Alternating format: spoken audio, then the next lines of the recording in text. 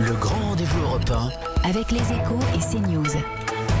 Le mariage franco-allemand entre Alstom et Siemens, censé créer un leader européen du ferroviaire capable de tenir tête aux géants chinois du secteur, pourrait être rejeté par Bruxelles. Alors est-ce que Bruxelles a une vision, disons, trop étroite et naïve de la concurrence ?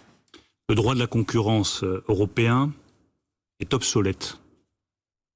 C'est un droit de la concurrence qui a été créé au XXe siècle et qui fait face à l'émergence de géants industriels du XXIe siècle et qui ne permet pas à l'Europe de créer ses propres champions industriels.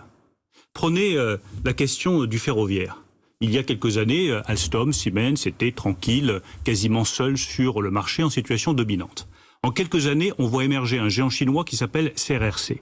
La Chine a un marché de 29 000 km de lignes à grande vitesse ou très grande vitesse. L'Europe, 9 000 km.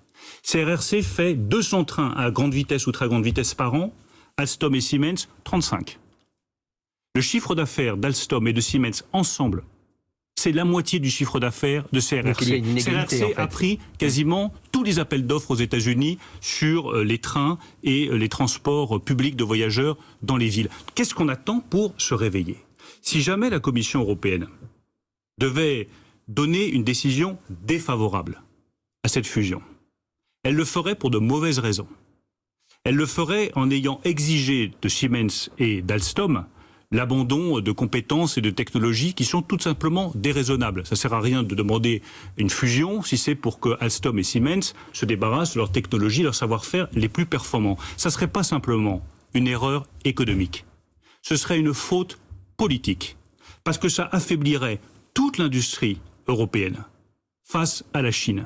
Et ça enverrait le signal face à une Chine qui est conquérante, qui a des moyens qui sont aujourd'hui considérables. On le voit dans le domaine ferroviaire, dans le domaine spatial, dans le domaine aéronautique, dans le domaine de l'intelligence artificielle, que l'Europe se divise et se désarme. Je souhaite que cette fusion aille jusqu'au bout et je ne vois aucune raison acceptable que la Commission s'y oppose.